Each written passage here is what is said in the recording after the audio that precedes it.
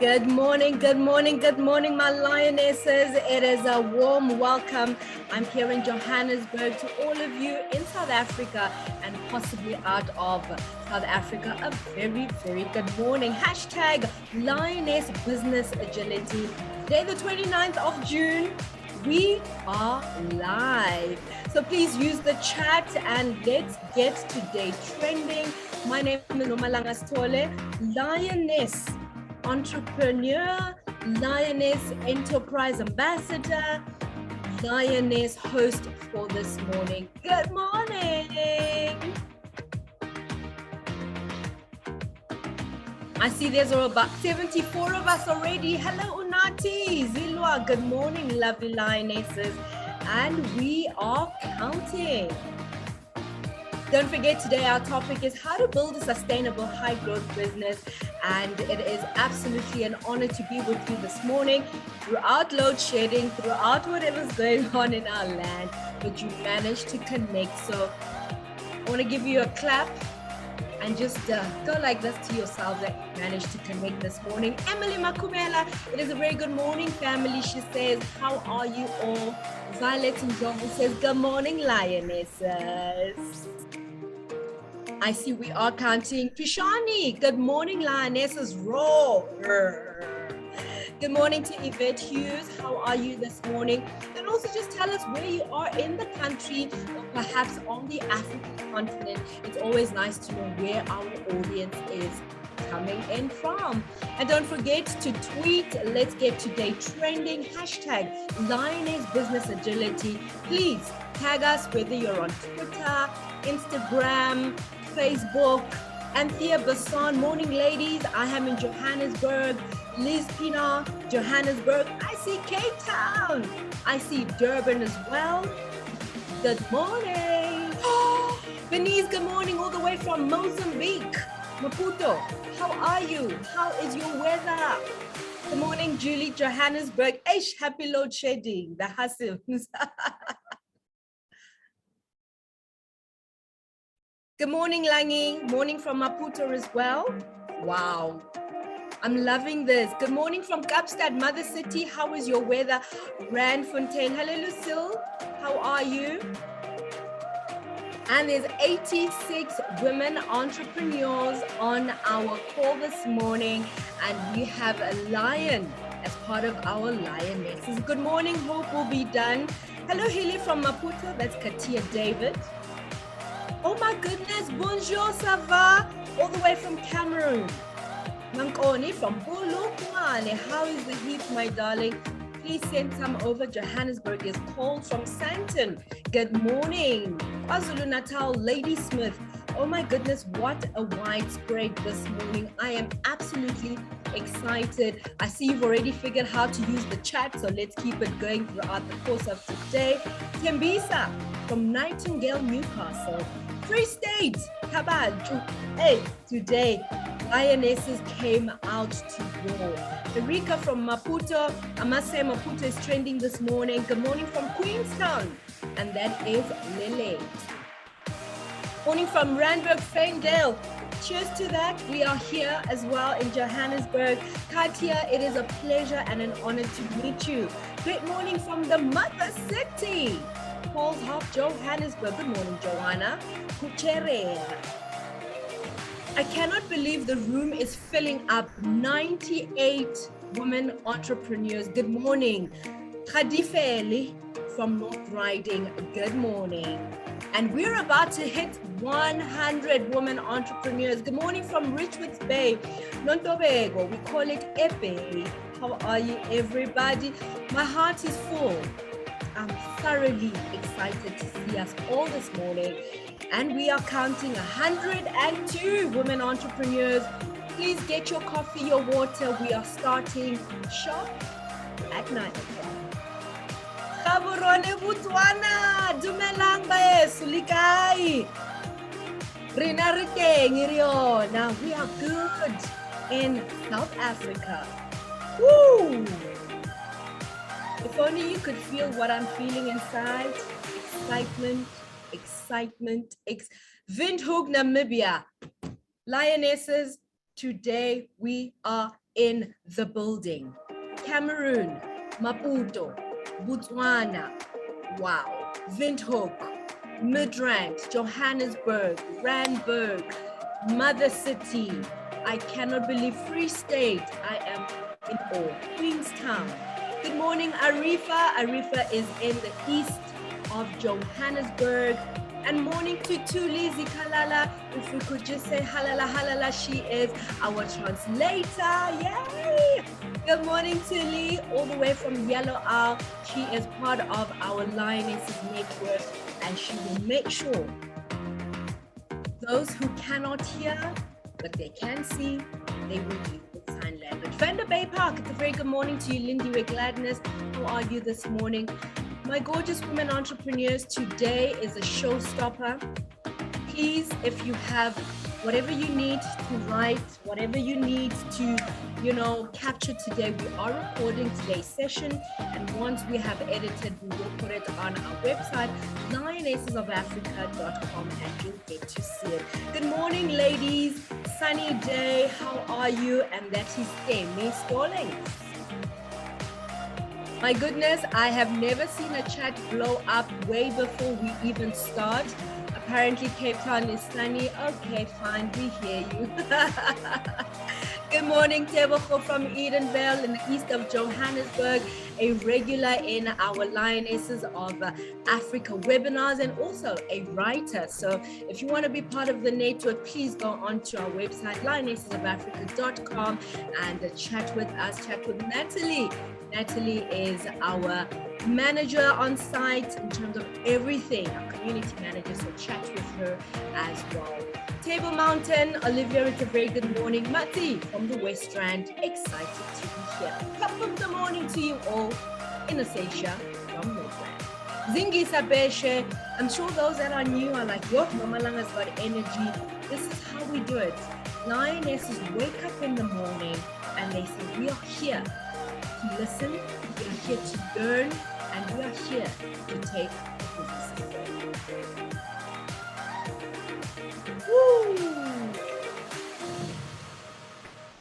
Itemocheng, all the way from Bloemfontein, it's a very good morning to you.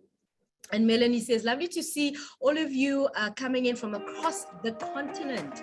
Man, it's going to be a morning. I say again, this is our showstopper. Second half of the year, and we are still going.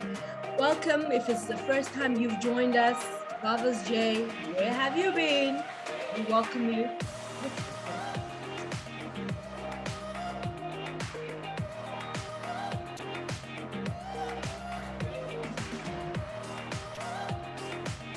Right, 5 minutes to go, and we will start at exactly 9 o'clock. Rika, please figure out somewhere on your laptop, on your something, please. I'm sure you've got sound. Please, you don't want to miss out today. Rika, it's lovely to see you on this platform with us this morning. Henry, maybe just detail on the chat what she can do regarding sound. I can hear the music. Jeannie Nell, a very good morning to you, my darling, one of our regulars as well. Liesel, good morning. Patty, all the way from Springs, a very good morning. I love Liesel. Liesel says, I can hear all the lionesses roar.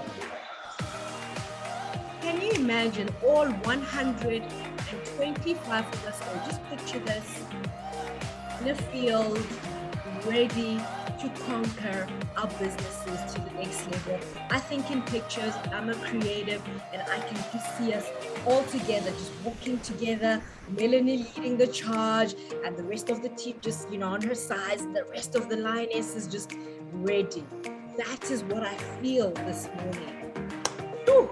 I'm excited. Truly, truly excited. And don't forget, ladies, we have great speakers, a keynote speaker, we've got our ABSA team, we've got our Lionesses entrepreneurs. Make sure you use the chat.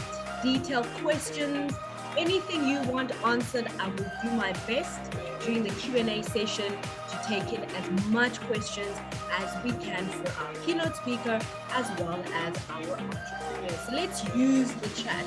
Good morning, Melanie. Good morning, Nomalanga from Mapulu, Lidikana. Happy to have you with us this morning. Can I just say, showstopper, we're sitting at 128 participants on Zoom this morning. Load shedding, what? No load shedding in our world. We make it happen. And thank you, heartfelt thank you to everybody that's managed to log in this morning. Good morning from Anton.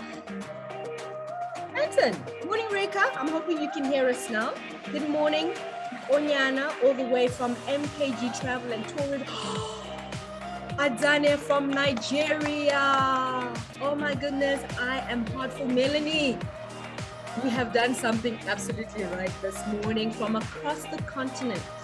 Welcome. Nigeria, Botswana, Windhoek, Maputo, Cameroon, South Africa. Wow. I'm excited. ABVN 036, I'm assuming it's somebody from Africanacity. It is a good morning. Welcome from Lady Smith, Zalmira. Oh, hello, Zalmira. Lovely to have you with us.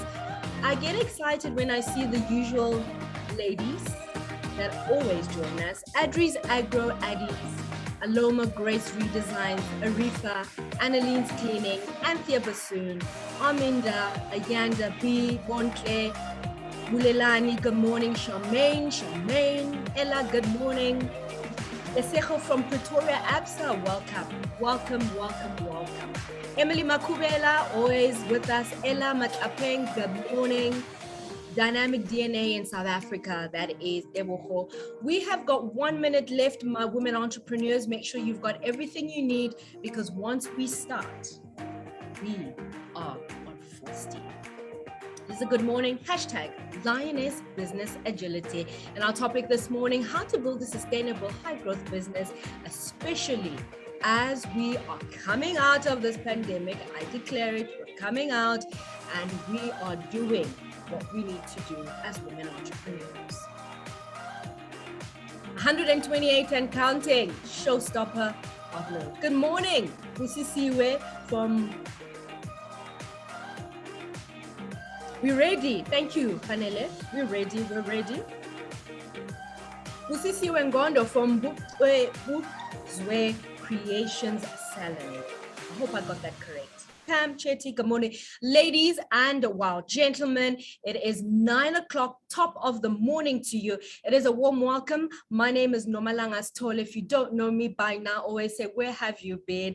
I am your Lioness Ambassador, Lionesses of Africa, as well as your host for this morning. Welcome to an incredible event. My heart is racing because I can just feel the energy in the room. Lionesses further together. This is our third in our series of Lioness Business Agility webinars in 2022, hosted in partnership once again with ABSA, Africanacity, and we always say thank you so much for coming on board. How to build a sustainable high growth business. Every woman entrepreneur thinks about growing her business, and it's only natural, especially in the times we find ourselves in. But we want to achieve real and sustainable growth. We have to have strong foundations. And that includes getting our governance, ladies, our governance on point and best business management practices in place. So to help us to develop our growth mindsets with these things in mind, we have a fantastic lineup of speakers this morning. I am thrilled to have them.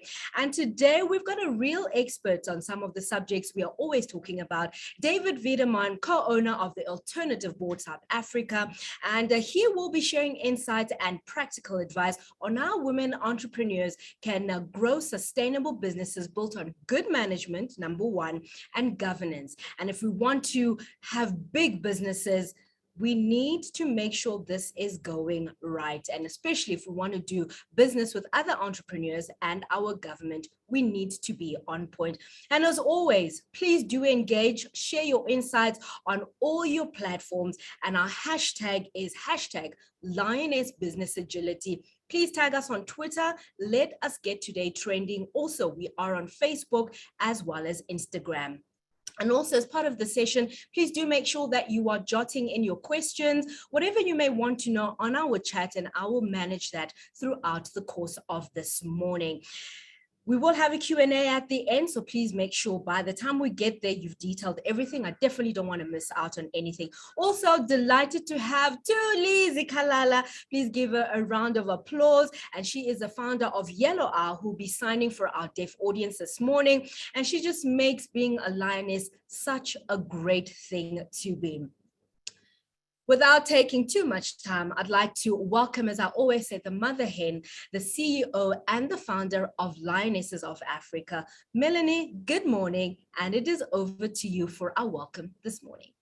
Thank you, Noms, and good morning. And thank you so much to everyone who actually managed to get in the room this morning. I know there are huge challenges today with load shedding and just being able to get power to your homes and your offices. I know this is challenging. So thank you for making the effort, making the time to actually spend it with us, to learn, to network, to get inspired. That's what this is about. So thank you for being with us this morning. You all look fantastic. So our theme today is all about sustainability. And I thought I'd share a story with you this morning that for me is a great example of what a sustainable business and brand looks like in today's world. And it's very different today. I'm a big fan of businesses that are passionate about sustainability at every level in the business. And that starts with ensuring, just like we're going to be talking about this morning, that your business fundamentals are really strong and that you can remain growth focused no matter what challenges you're facing. Let's face it, we're still facing challenges out there in the marketplace. But these businesses also need to have a sustainable philosophy. And that starts from the top. It starts with you as leaders, as to how they do business, what their impact on the world is, on their environment, on their communities, the part that they are part of. It's a sustainable mindset. And there's not one simple dimension to it. And you're going to hear that this morning. So I'm going to share a really quick little story that kind of, for me, sums up that sustainable mindset and that growth philosophy leveraging sustainability. So I recently received a parcel. I shop online because I travel a lot. And I received a small niche clothing brand parcel from a little brand that I'm really fond of, that makes a conscious commitment to being more sustainable along its complete value chain. And the company believes that, for example, single use is no use. It's made a commitment to eradicate single-use plastic, non-degradable plastic at its factory. But they didn't just stop there. Their sustainable packaging is absolutely world-class and innovative.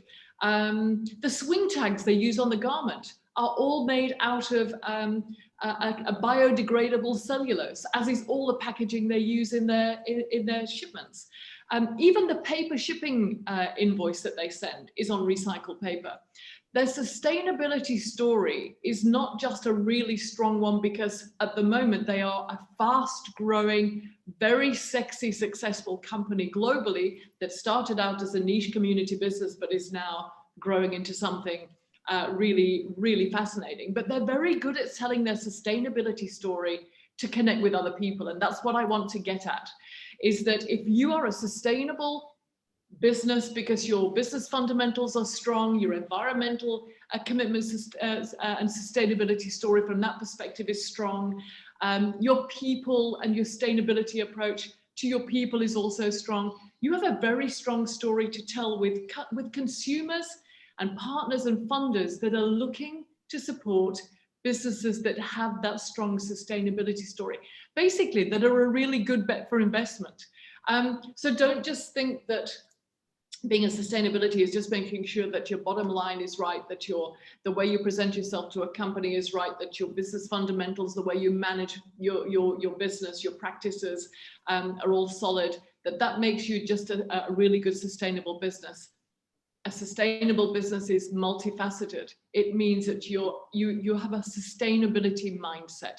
And if I want to say this morning, for me, a great example of how individual, forward-thinking, socially responsible entrepreneurs can do business in a more sustainable way, it's actually about developing that sustainable growth mindset.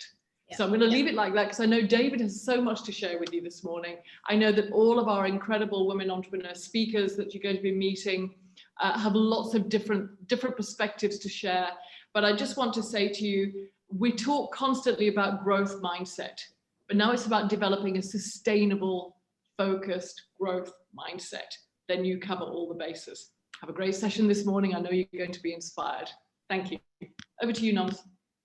Melanie, thank you so much. So we've always been talking about hashtag growth mindset. And I love the fact that today's sustainability, I see even on the chat, Lee says, thank you so much that we're talking about sustainability. And that's probably the reason why we've got 158 women entrepreneurs on our webinar this morning.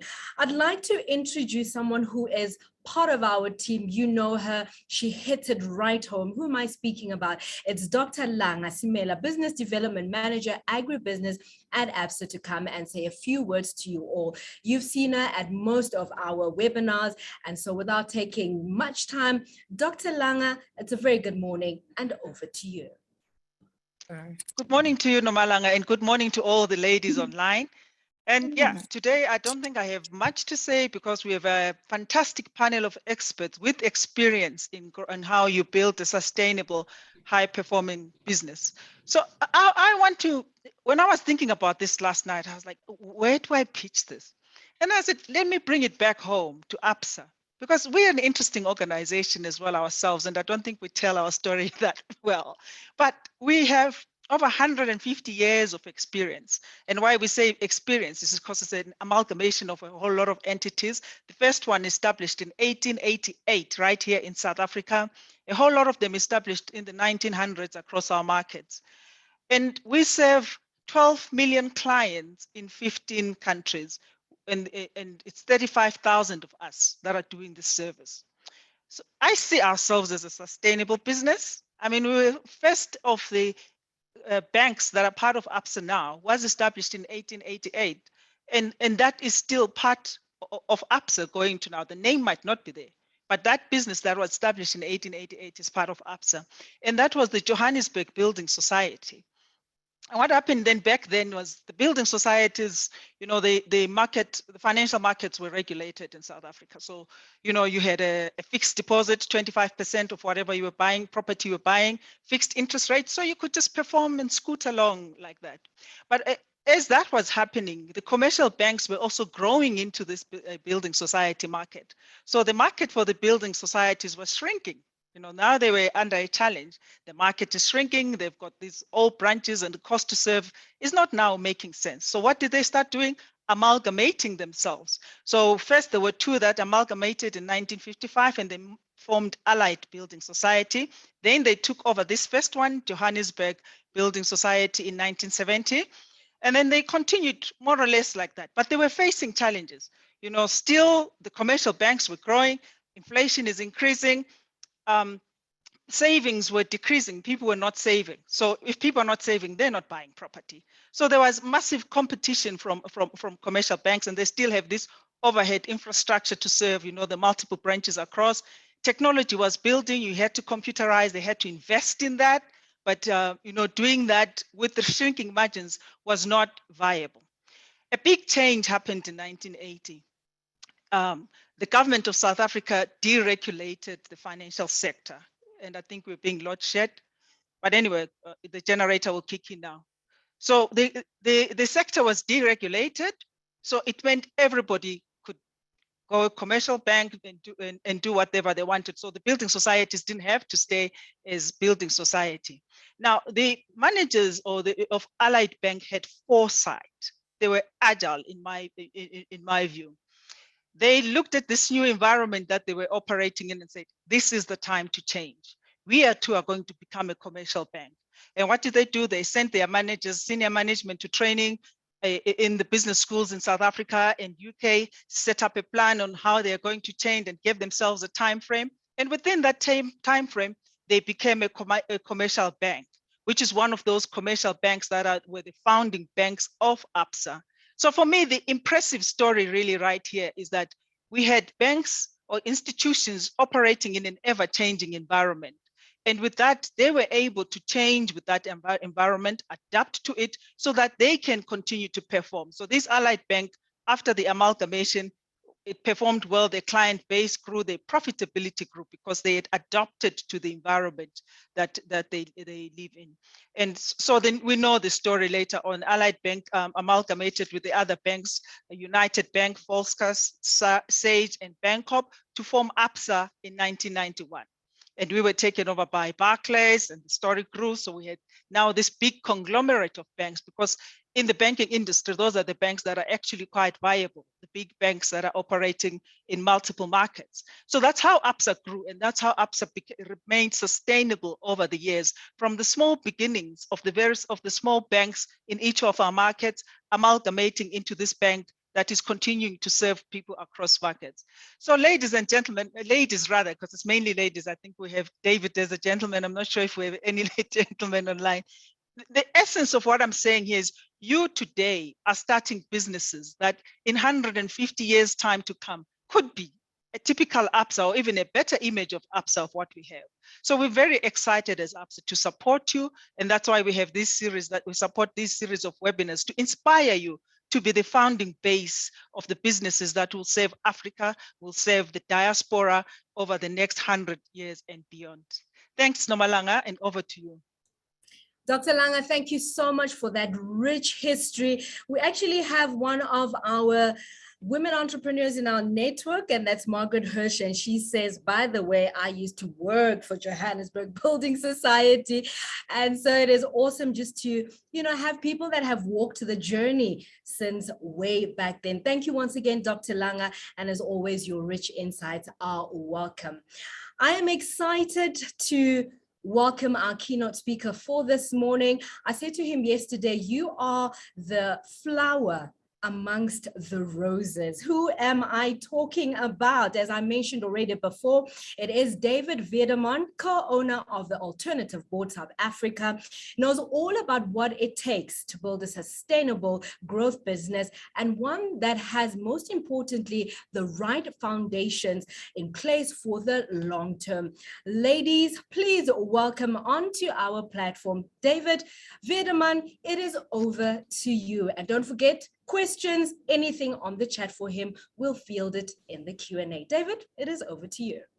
Noms, thank you very much. And excuse me, I'm just starting my 20 minutes timer. It's the beauty of what we have with technology nowadays. We can keep ourselves in check. First of all, allow me to say thank you very much to all the ladies and to the Lionesses, Melanie and her team, Noms, yourself, and ABSA. It is amazing to see what you've done this morning to bring the continent together. We've got people all the way from Nigeria down to Cape Town. So this is truly reflective of what's happening on the continent. I myself, I'm not going to bore you with who I am and what I do. Please have a coffee with me after this and we can do that.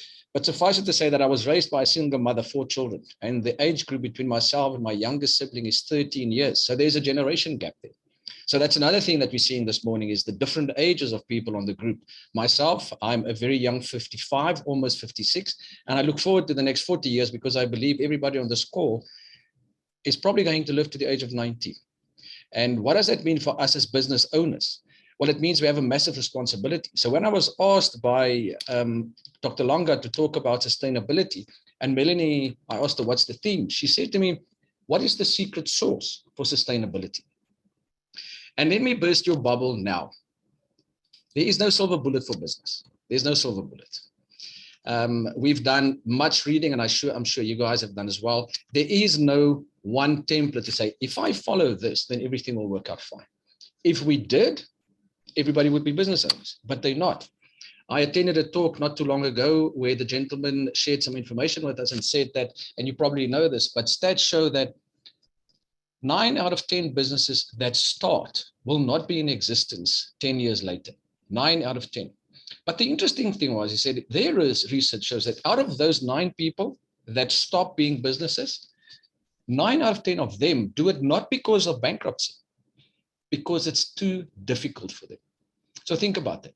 9 out of 10 people that leave their own businesses do so because it's just too difficult. And that for me was quite interesting because, we look at business owners and firstly, we think it goes fantastically well with them. I'm going to leave my job. I'm going to start my own business. And from there on, it's just going to be fantastic. Having your own business is a tough thing to do. So I congratulate all of you on this call for taking that massive journey.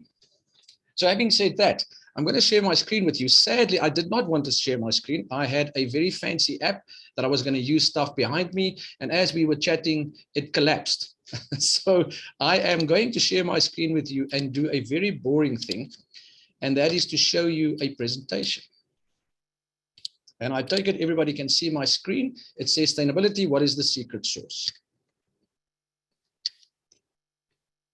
Now, I like definitions because when we look at definitions, definitions bring together people from different environments and it gives us the same idea. It doesn't say we must agree with each other, but it gives us the same idea. And one of the challenges about business owners is we always believe we're right. That's one of the things we do. We are always right. But if we're always right, why do we fail? So let's look at just an Investopedia definition of what exactly is sustainability. So they say that in the broader sense, sustainability refers to the ability to maintain or support a process continuously over time. Now let's think about that as a business. What is a business? A business is a process continuously over time that results in the delivery of value. And that value could be a service or a product. And in return for that, as a business owner, we expect payment and preferably in financial nature. So that's my definition of a business. So think about that. It's a process continuously over time. And we want it to result in something every single time. So we're starting to look for consistency. So if we look at those words that I've highlighted there, what does sustainability require? Now start thinking about what goes into this so-called secret sauce for sustainability. There needs to be ability. We need to be able to maintain it. We need to be able to support it. And there needs to be a process to do that. So again, let's look at a little bit of definition. So what is an ability? An ability just means it's the possession of the means or skill to do something. So think about that. Means, people, time, money.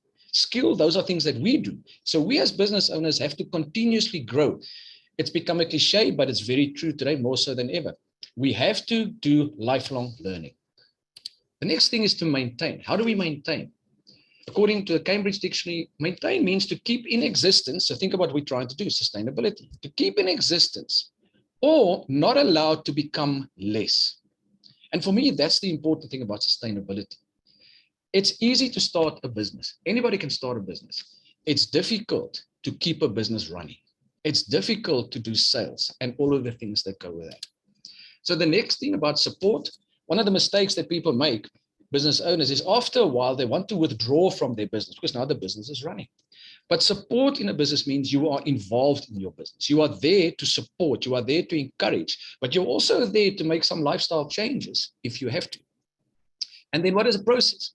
Simply speaking, a process is a series of actions or steps taken in order to achieve a particular end. So again, sustainability speaks to repetition.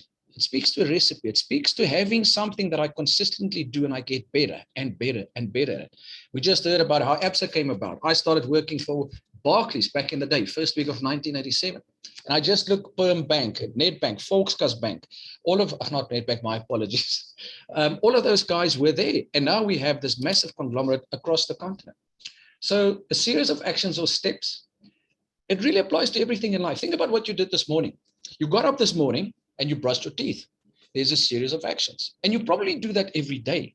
But when it comes to business, we don't think about how business is really a reflection of what we do every day. So it applies to everything that we do. A couple of things. You brush your teeth in the morning. Some guys will use the right hand. Some guys will use the left hand. Some guys squeeze it. Getting dressed. Have you ever thought about how the process that you follow to get dressed in the morning? Preparing food. And particularly, I'm going to refer to that secret sauce. There's a recipe.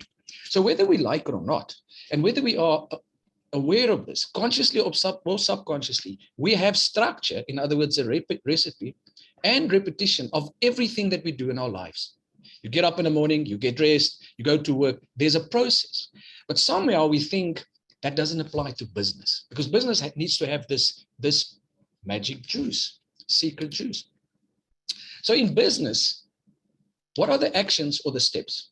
Any business, no matter its size, no matter its industry, has 6 pillars to it. The first thing is what I just call your vision, your mission, and your purpose. So what do you want to do? How do you want to do it? And why? What's that reason that keeps you getting up in the morning? The second thing is, once you know what that is, once you know what it is that you want to do, you now need to implement that. And very importantly, you need to measure it so you can keep on improving, keep on improving. So think about the business. Why did you start your business? What are you trying to achieve from that? Now, how do you take that thought, that want, and implement that, measure it? To do those things, you need time, you need people, and you need money. Those are the resources. And then finally, when all of these things are working to a point where it's not perfect, because business is never going to be perfect. Otherwise, we will never have innovation. You start looking at exit and entry. An exit and entry, yes, it includes exiting your business and an exit strategy. But it speaks more specifically to, am I still doing the right thing? Do I need to exit certain things and enter into other things? So it's very important that we continuously look at that. Think about your financial statements. Think about your monthly meetings. Think about the meetings you have with your staff members. So are you aware? Are you crystal clear in your own mind of what it is that you want to do? What are you going to do? How are you going to do it and why? And do your people understand that? Do they buy into that vision of yours? And then how do we take that, implement it, measure it using time, people, and money, and continuously look at what do we need to exit? What do we need to enter? So those are the 6 steps that we follow in business. So when we look at that secret sauce part 1, from what I've shown you now, all of those definitions, it comes down to 2 things. The first thing is you need structure. This is a way of doing your business. What is the structure that you apply in your day-to-day life, in your business? Just as you do in terms of dressing, brushing your teeth, getting into your car, going to the shopping mall, drawing up your list. You heard Melanie say she follows a process online to buy stuff. That's all a structure. But what happens sadly is that people think they need to change things. And you do when it comes to innovation. But structure says, don't change the structure, change the how. So remember what the structure is. It's how do I do things? So think about first you start using paper. Then maybe you capture it on Excel. And later on you move on to an online platform. But you're still doing the same thing. Take an accountant into bring the life of an accountant, but the life of a farmer. They record things on paper. Then they moved on to Excel. Then they move on to an online platform. So the first part of your secret sauce is there must be structure and you must be clear about the way that you want to do things. The second part of your secret sauce is repetition. And simply speaking, repetition just says that first part, I do it over and over and over. So remember the 6 pillars, the 6th one, exit, entry, exit, entry. Am I doing it still the way I want to? Go back? Am I not changing? So don't change the recipe. Think about the cake that you bake, the bread that we bake. Think about the food that we make. There's a recipe. We will not change that recipe, but we might change how we do it. I take myself as an example. Open fire, then I move to an electric oven, and then I move to a microwave. And in the not too distant future, we're going to have solar and all of these things but I'm still doing the same thing. I'm baking a bread. So there's a structure of baking my bread, and then there's a repetition. I'm doing the same thing, but it doesn't mean I don't change the pan. I put a little something in different, or whatever the case is, or I change the presentation of my bread. But those are the things that I will do. So in order to do this, in TAB, we use Blueprint. And don't misunderstand me. This is not selling my product. What I want to show you is that tool. It is extremely difficult for a business owner to do all of the things that I just shared with you every single day, every week, every month. Because how do you keep track of this? How do you stay on top of this? So what I want to show you over the next few minutes, and we have 9 minutes left, is I'm going to do a different share with you and just show you a little tool that we use. And again, thank you for the technology that allows us to do this. And what this does is it's an online system that we use to guide our business owners. And in a nutshell, you now should see something that says tab on the left-hand side and dashboard. If not, just give me an indication, and looks like everybody's there. Okay, so what this thing says is, firstly, think about getting in your car. Think about the timer on your microwave. There's always a dashboard. There's always something telling you what's happening to what I'm doing now. Think about it. Your clock, your watch tells you, are you still on time? So there's a dashboard that tells you, where are you? And as a result of your dashboard, you know what I'm going to do. So think about your car. If I'm going too fast, I take my foot off the pedal or I brake. If the red light comes on for fuel, I go to the garage. So it speaks to me about what has happened. I've used fuel. It speaks to me about a decision I need to make now. Listen, this red light is going, and then it leads to an action. So that's the value of a dashboard. It speaks to us about what happened, what's happening, and what I need to do. So we look at a dashboard. In order to look at your dashboard, what we do is we say to all businesses, when last did you do a business diagnostic of your business? When last did you look at your business to know that that number one in the 6 pillars, are you still doing what you want to do? Are you still doing it the way it should be done? So how do you know that you're still doing that? So we do a business diagnostic. This is 174 questions where we dig into a business owner's business, and we do this on an annual basis. Sorry, somebody want to say something? Okay. I'm not going to go through all of this, but what is important that we also speak about vision. Now think about a vision. A vision simply says, how do I want to live my life? You're a business owner. So as a business owner, you want to live your life in a certain way, but you need something to give you that. You need the people, the time, and the money. So how do you do that? So you need to first find out, what do I want? How do I want to live my life? Do I want to work 3 days a week? Do I want a lot of money? Do I want to apply back in the society? How do I want to live that? And we do that using this little thing over here. Then we say, okay, how well is your business organized to give you what you want? Because as a business owner, I'm doing this for a specific reason. But what do I need to get me there? I need my business to take me there. So this is what we do here. And then once we're done with that, on an annual basis, we tell people, what do you want to achieve this year? What is that thing that you do as a champagne moment? And our business owners that achieve it, they get a bottle of champagne with us. Or if they don't drink alcohol, we buy them their favorite flowers or chocolates. But the point is, what is it that you want to achieve this year? Because too often business owners just want to survive month to month. I just want to pay the bills. That is not why we started businesses. We started businesses to excel, to have retained income, to create jobs, to make Africa a better place. Once we've done that, we also look at your strategic advantage. And in a nutshell, a strategic advantage you need to do every year. And it says 2 very simple things. The first thing is, what do I do and who I do it for? That's it. What do I do and who I do it? Who do I do it for? And then, what makes me different? What sets me apart? Very important. And ladies, pricing, good service, quality, guarantees, warranties, that's not what sets you apart, because your competition offers the same. They offer the same. So you have to find what makes you unique. And I'm going to repeat, it's not the fact that you're running a great business. It's not the fact that you live at home.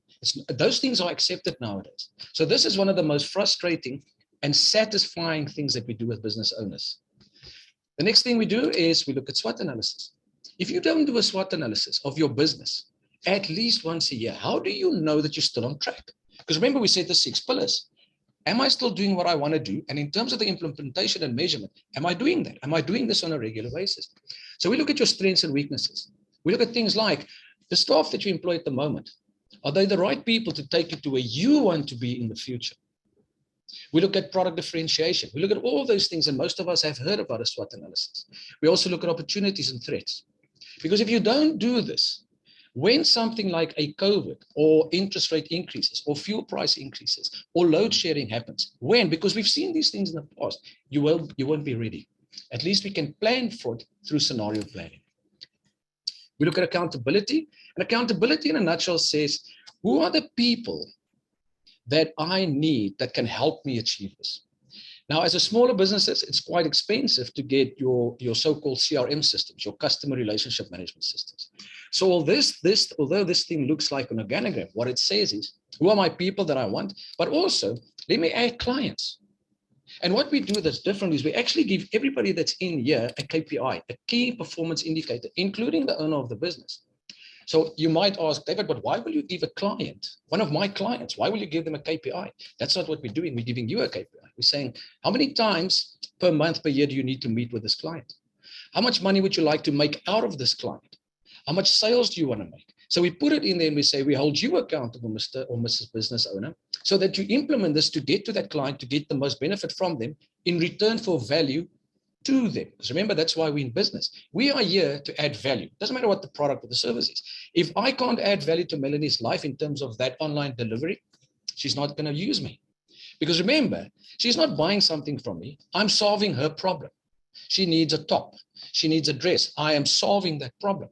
I need vegetables on my table. You are solving my problem. So how are you doing that is the challenge. Then what we do is we also look at your strategic plan. How are you going to do all of these things? How? Some of you will have multiple businesses. So in everything that we do, we cater for multiple entities, because that's the other challenge that we have. Business owners typically walk around with everything in their heads. As long as it's in your head, you will never fully achieve it because we forget things. So how do we get all of the stuff in our head into something that I can look at 7 days a week? Because that's what a business owner does. We don't stop working. And when all of this is done, we look at the financial performance that is possible for your organization. Now think about what I just did. Coming from a corporate world, typically what corporates do is they say, this is the budget, now go find ways to do it. That's what they do. But a small organization can't do that. Yet they do. They say, oh, you know what? I need to cover my expenses. I just need to cover the expenses. Why don't you stay working for a corporate? Because then you are guaranteed that. When we enter the business world, we first need to shape the business that we want. And then only are we in a position to know what we can do financially, service-wise, product-wise. So the secret sauce is to have a structure. And that's what we would like to provide to business owners. You first need a structure. Then you need a recipe. And you need to consistently work on that same recipe. The only thing that changes is, how do I do that? Do I go from paper to computer to cloud? Do I take my recipe and I take it from a fire to a microwave to a solar? How do I do that? So sadly, there is no secret sauce, but there is a secret sauce. Because if all businesses did this, if they understood that they're not in business just to survive, we would be much better off. The mothers of this continent would create the lives for themselves and their children that they really want. But if we're going to go from day to day, week to week, month to month, just surviving and wondering what is that secret sauce, there is no silver bullet. There is no secret sauce. But at least what you can do, and this is my offer to you this morning as well, is speak to me afterwards. Make contact with me, because there is no better advice to be given and received than from other business owners, because we know what we're going through. And that's what the Alternative Board does. We bring business owners from non-competing industries together in rooms similar to a board of directors, and we help each other. Again, this is very similar to what Melanie is doing with her team. Dr. Langa and your team, thank you for the opportunity. It has been fantastic talking to you. Again, I tip my hat to you. I am proud to be a man on the South African continent and to be part of this fantastic movement. I have 15 seconds left. Thank you very much. I appreciate that. David, thank you so much. I'm sitting here, I'm looking at the chat and everyone is inspired. I'm inspired. I'm sitting here smiling and saying, amen. Thank you for that. I do have a couple of questions, but we will show my Lionesses. If you've got questions, please put them on the chat. I'm screen grabbing every single one of them, and we will then get them to David through the Q&A process. As always, we'd like to open up the conversation on our theme this morning with women entrepreneurs from our Lionesses of Africa community who have firsthand experience. David said, businesses talk to other businesses, and they'll be sharing what they've been doing around sustainability and what is at their heart in terms of this topic, as well as their growth ambition. So first and foremost, I'd like to welcome Sibongile Mtimunye. She is the founder of BWGL Group. You've seen her on this platform before, and she will introduce herself later. Second up on our panel, I've got Helen Filion, founder Nebu. And then we've got Liesel Nodia, founder Lily Lumpa, and they'll be sharing their insights and experience of what it takes, as I said, to grow a sustainability-focused business that is poised for growth. And so as I look at my Lionesses, please unmute yourselves because I'm going straight into the questions. Firstly, Sibongile, welcome. And thank you for always just being part of our community. And my question is to you. You also distribute 100% natural and environmentally friendly cleaning products. How has that gone? Just in a minute as you introduce yourself, and then I'll come back to the questions. Thank you, Nomalanga, for the opportunity, and thanks to ABSA and the Lionesses of Africa. Good morning, ladies. Sibongile from the BWGL Group, and as Nomalanga said, we distribute the eco-friendly products, and this is part of our offering as a hygiene and cleaning services company, which is based here in Gauteng. And currently we have, our presence nationally within 5 provinces here in South Africa.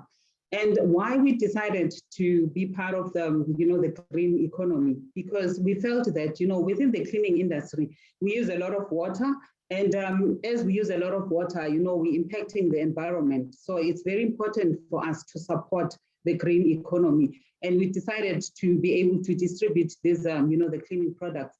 So that has been going quite well, Nomalanga, if I may say so myself, because we have been getting a lot of, clients inquiring about our products, and they have been buying and utilizing them. There has been some that are saying they're not getting a lot of foam from, some of the products, but in terms of the actual cleaning, they are seeing the goods that the products are providing for us. And one thing which I would say, as a young brand within the market, it's not an easy, industry to get into, the cleaning industry, but because it's dominated by the large, companies with the financial muscle. But I feel that as BWGL Group, it's a very small company, and we are very new in this industry. I'm not deterred, because I believe that as a woman, I have a vision for my, for my company. They also started small. So within the next 5 years, I will also be a bigger company, owning the whole value chain, of supplying and distributing, as well as manufacturing these eco-friendly products. And I'm hoping that all of you ladies will be using them within your homes and within your offices within the next coming years. Thank you. Over to you, Nomalanga. Thank you so much, Sibongile, for just giving us a brief rundown of your business. And I think I'm freezing, but I hope you can still see me, hear me. Helen, this question is for you. You are the founder of Nebu, a sustainability and conservation-focused luxury jewelry brand, effectively jewelry with a cause. Tell us a little bit more about your business philosophy, and also how it helps you to uniquely position your brand in the eyes of your customers. Thank you so much, Nomalanga, and to everyone that is here today. It's really nice to speak to some like-minded ladies. I, as Nomalanga said, am the founder and CEO of Nebu. We focus on 22 and 24 karat gold and platinum jewelry.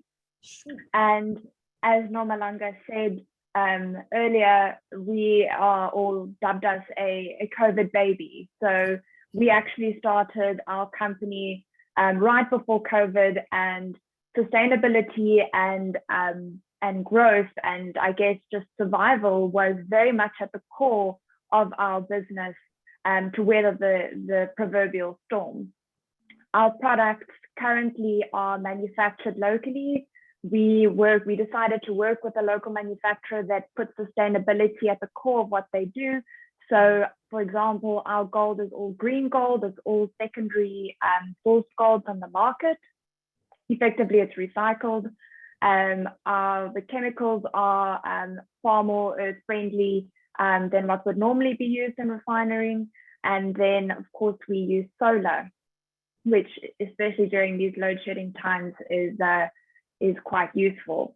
But I think ultimately all those factors together bring our product to the market where customers know what they're getting, and that it's actually sustainable. And what has been the most exciting part about our business is that because we've grown, we have been able to employ a lot more people.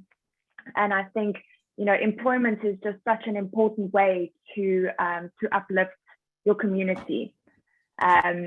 Then in terms of how we've grown, and I think in terms of any business, there's some very key factors to making a business not only high growth but sustainable, is identifying your market. And that has been a real game changer for us. We predominantly export our product, and that was really where we saw the sort of exponential growth curve come in. And I'd be happy to chat to anyone if they want to understand how one identifies your market. So I think two areas that we've seen really work well for high growth would be find your market. It is not necessarily at home, and we live in a globalized world where accessing foreign markets is not as difficult as it used to be. The second area would be run a lean team, make sure that everyone adds significant value. And for the areas that you don't necessarily need people, we live in a tech age, and there are some fantastic platforms that if you do your research, and that's what we've done, you can automate a lot of your processes, freeing you up to actually add value to the creative aspects of your business. So that's where we've seen our growth, and we're doing really well, and I'd be happy to chat to anyone who would like some advice. Helen, thank you so much. Two things I took out from you is global markets. My women entrepreneurs, with the advent of COVID, our customers are anywhere in the world. And secondly, digital platforms so that you can actually do your research. Thank you so much for that, Helen. And up next, Lily, we have seen your sustainable upcycled hip homeware business grow, Lily Lumpa, and it's overcome numerous challenges to grow over the years and continues to promote its sustainability ethos. How has that focus on sustainability helped you tap into different markets and opportunities, especially where we find ourselves in? You are on mute, and 50 Rand goes into our coffee kitty. Good morning, everybody. Thanks, Nomalanga. Thanks for the opportunity, to ABSA, to Melanie, the whole team. Yeah, it's an interesting journey thus far. I mean, we've been running for over 5 years, and when we started, this was a totally foreign idea in South Africa. And interestingly enough, I've had to pivot my market. Pre-COVID, we exclusively sold to the international tourists, and then COVID happened, the pandemic happened, and the local market just woke up to our offering and our product. So it's been really interesting, unplanned times, and I think as South Africans, we thrive on being thrown in the deep end, and I believe that's when your creativity comes to the fore. So we are extremely resourceful. Actually, resourcefulness is one of the values in our company. We always pride ourselves on being innovative and being on point and on pulse as to what is happening. So it has been a really interesting journey. What I took from what David said is being consistent, and that is extremely difficult. Once again, we are faced with challenges every day as business owners, and it remains a mystery as to why we get up in the morning. So I think for myself, it's that inner conviction that what I do is what I'm supposed to be doing. Because if I'm not convinced myself, I'll have to be, thrown awake with cold water every morning, because I just think that you need to have that inner motivation as to why you are doing what you're doing. Yeah. So that's one of the things that stood out for me. And just secondly, living your values. Always reminding yourself, even if it means practically putting your values on the wall, but being constantly reminded of your values as to why you are doing what you are doing. And especially for us, I mean, as well as Helen and Sibongile, we have, I think it's a double whammy. We have a business that businesses that focus on sustainable products and a sustainable service, but as well at the same time we're trying to build a sustainable business. So sustainability is at the core of what we do, and we need to remind ourselves daily as to those values. For instance, there was a time period when I literally had an issue of finding used waste material, and a few close people in my inner circle said to me, listen here, why don't you use new material? It will actually assist you in your business to build your business, quicker. And I remained persistent. I said, there's no way. That is not what we do. We use only discarded waste. So what I'm saying is you need to be convinced about your values, be consistent, and know why you are doing what you're doing. And then lastly, having a succession plan, like David also said, having a successor, because most of us, could be in a survival mode, like you mentioned, and we need to have a successor or successors. And we regularly talk to our children, our 2 girl children, and we remind them that, listen here, you need to open yourself up. I know you are teenagers, but you need to be woke and awake as to the future of yourself. So get involved in your parents' businesses from a young age so that you learn these things. These things are invaluable. It's not taught at school level. You can only learn this from entrepreneurs themselves. And then my last one is staying motivated, even though your market is slow to adopt to your offering and your product. And you know, I think that has been extremely difficult, but through regular education, staying relevant and staying visible on social media, eventually the message does come across. So that's me in a nutshell. Thank you so much, everybody. Thanks, Nomalanga. Over back to you. Thank you so much, Lisa. I love the term stay woke and awake and understand your why, because when it does get hard, you need to understand your why. Trust me, I'm there too.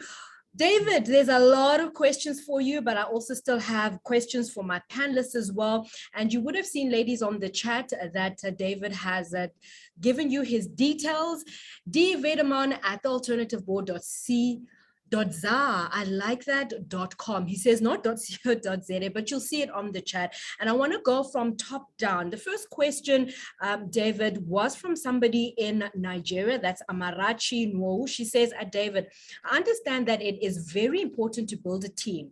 But what if, as a small business owner, you don't have the money to pay your team, number one, you are not able to motivate and retain them because of the financial impact? What can be done to build, motivate, and retain a team without a current salary?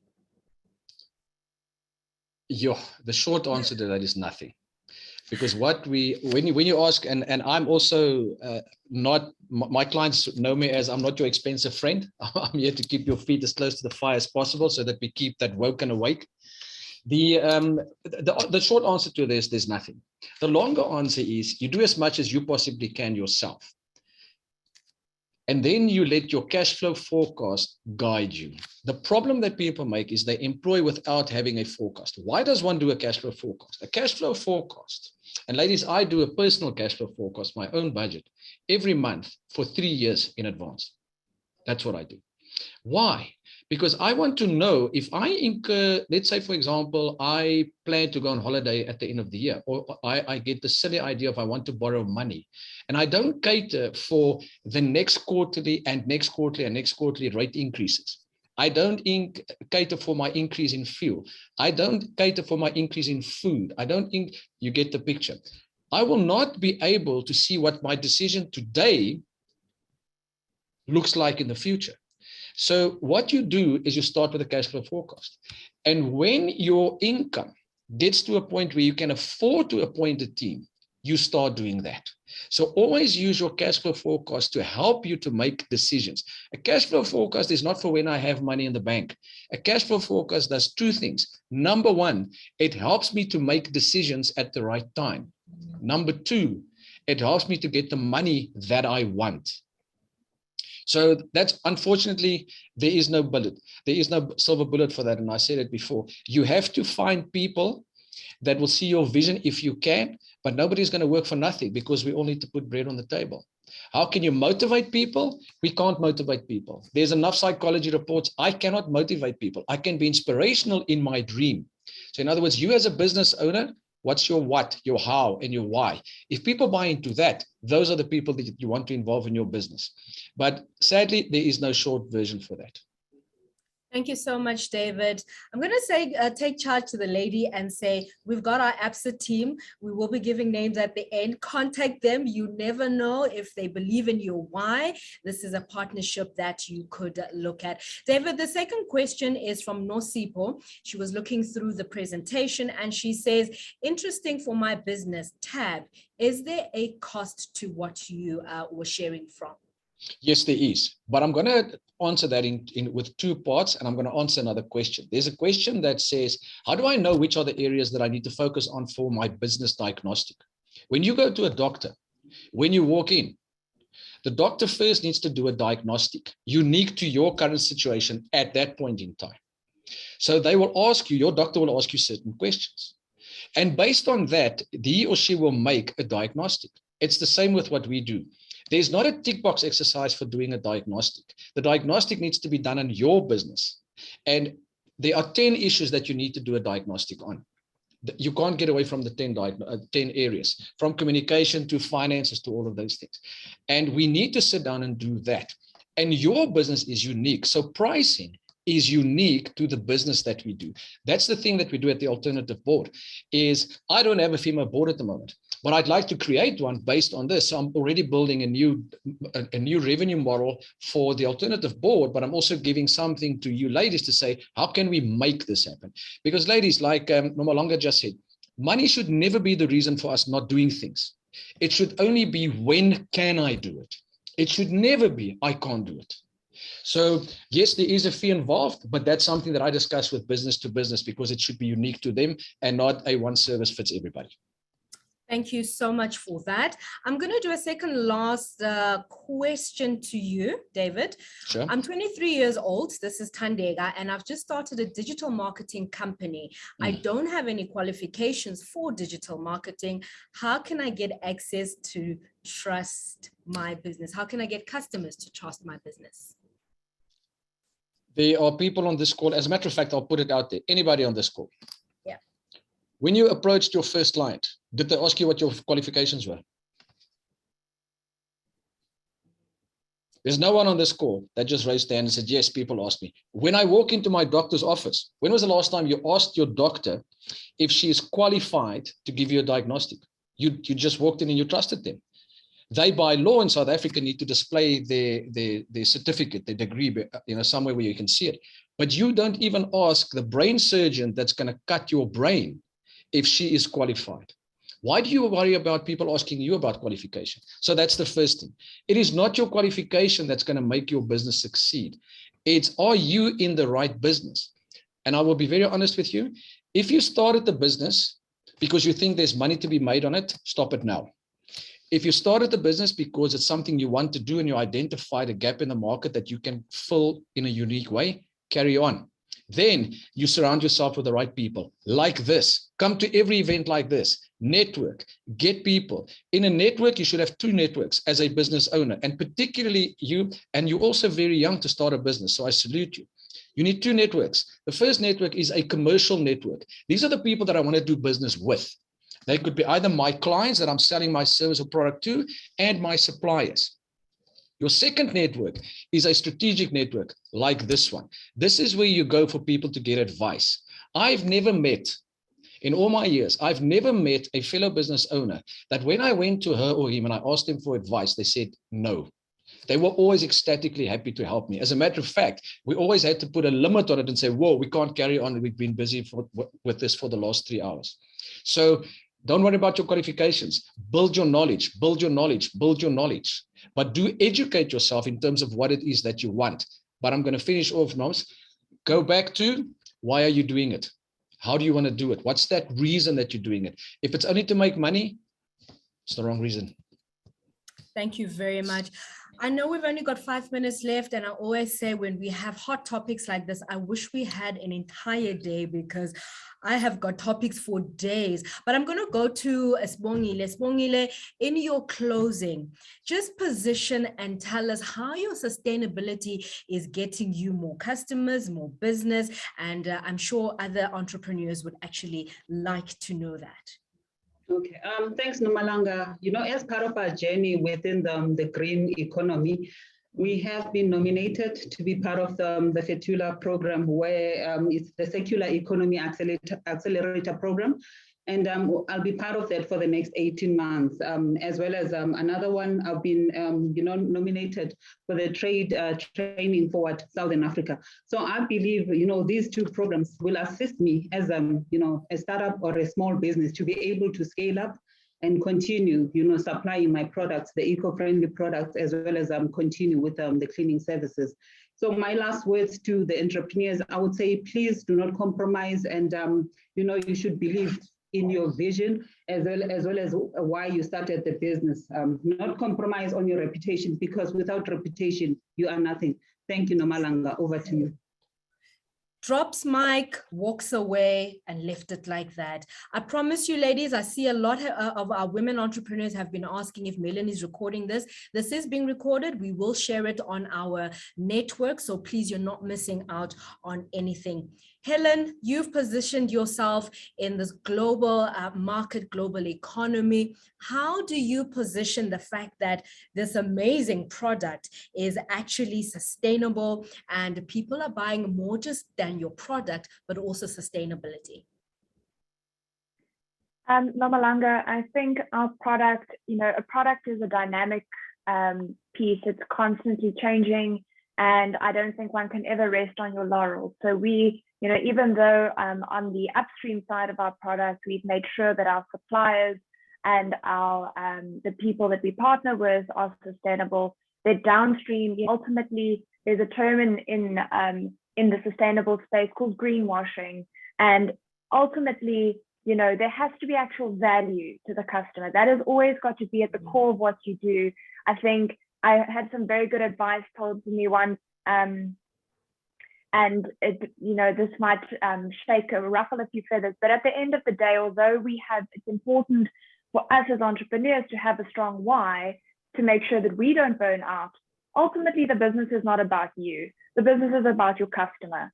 So if your product is all these wonderful things, but it doesn't ultimately offer great value to your customer, that's not a sustainable growth curve. They will eventually, what makes someone sticky and what makes someone loyal to you is that you are continuously providing value to them.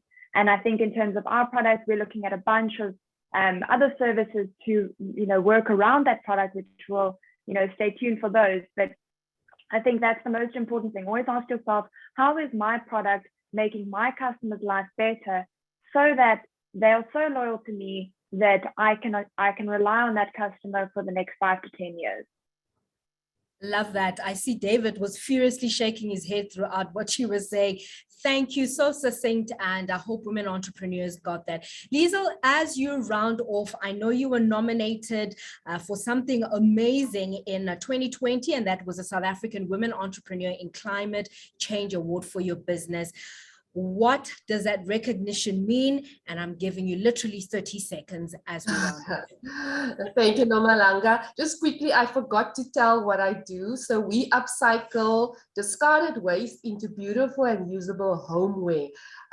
So yes, Nomalanga, I remember that day distinctly when I received that award. It was one of elation and one of just feeling finally I'm being recognized, or credibility. That's what I want to say, because what we were doing at the time was so foreign. Nobody recognized it, or they didn't see the value in it. I think someone, Helen, also mentioned that. So it's the value that it has brought to our brand to finally be on this platform and to have our work recognized. And we don't do it to be recognized, but just the fact that finally it's being seen as a business of value. And what we do is we want to say that there is value in waste. Waste can be used as a commodity for communities. Like Helen also mentioned earlier, we need to create income opportunities for our community. Thank you so much, Nomalanga. Back to you.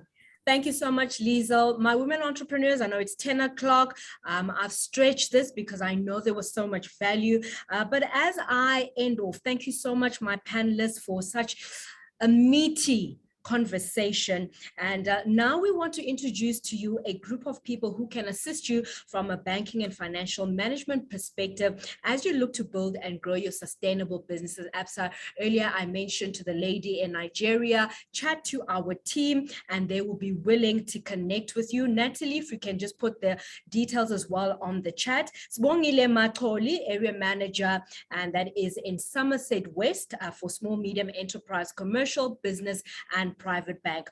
We've got Jolene Grobler, regional head, and that's relationship banking, coverage, and wealth, Gauteng North.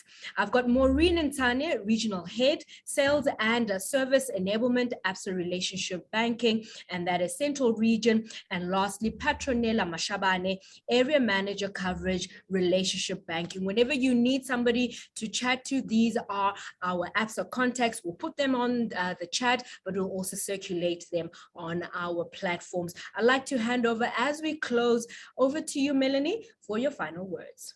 Thank you so much, Nomalanga. Wow, what a session. I knew this was going to be a hot topic.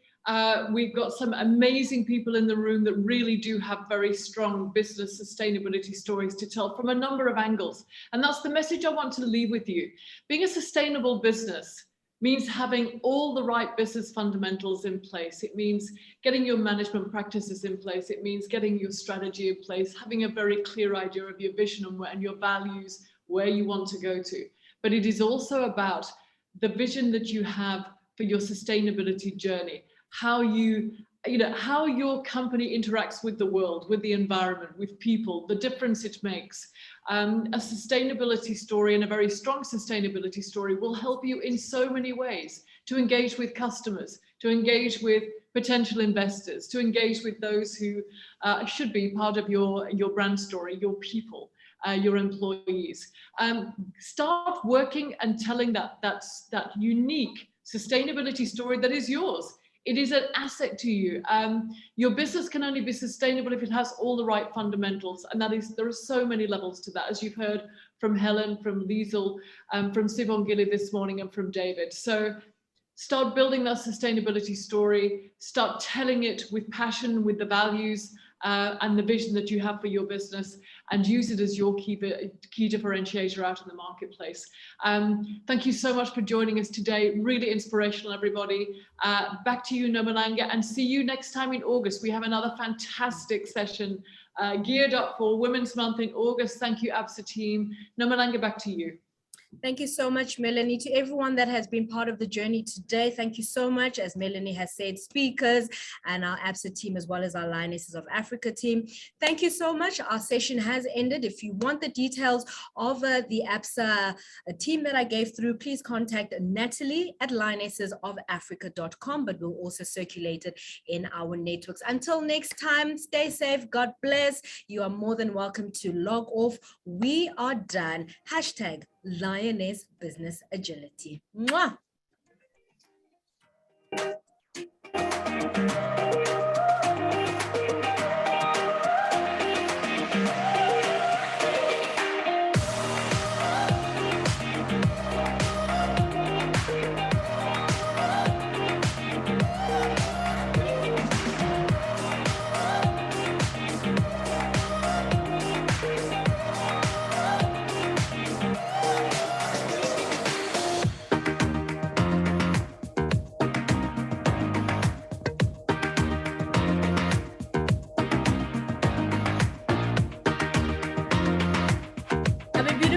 Further, my lionesses, and through the load shedding. You can log off now. Thank you.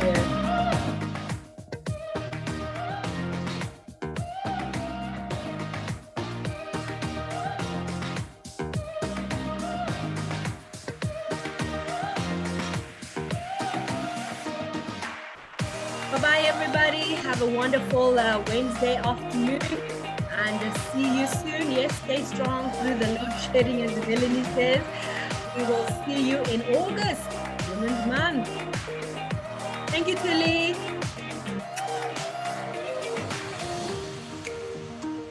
Thank you to all those that came from the African continent. It's been lovely to have you. We had Zimbabwe on, we had Cameroon, we had Botswana, we had Maputo, and we had Windhoek. What an incredible turnout of lionesses. Thank you once again. And Tilly, as always, absolutely brilliant. Thank you, my women entrepreneurs. Please log off.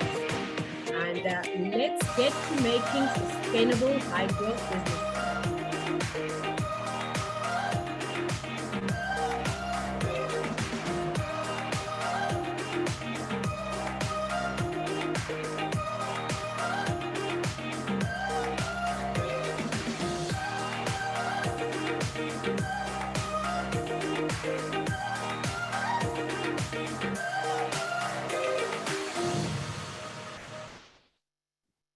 Bye-bye, everybody.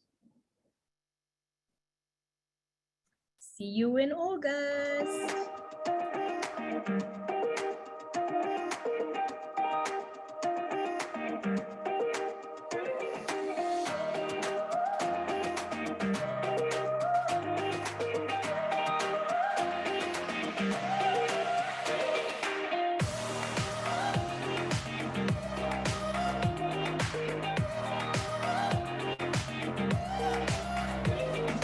Nozubo, Shireen, Sibongile Shabane, Mutula, Musenwa, Usurat, Izlogo, Kumukang, Nozubo, Sibongile Shabane. Thank you so much for logging on. Musenwa PC, Mutula Botuman.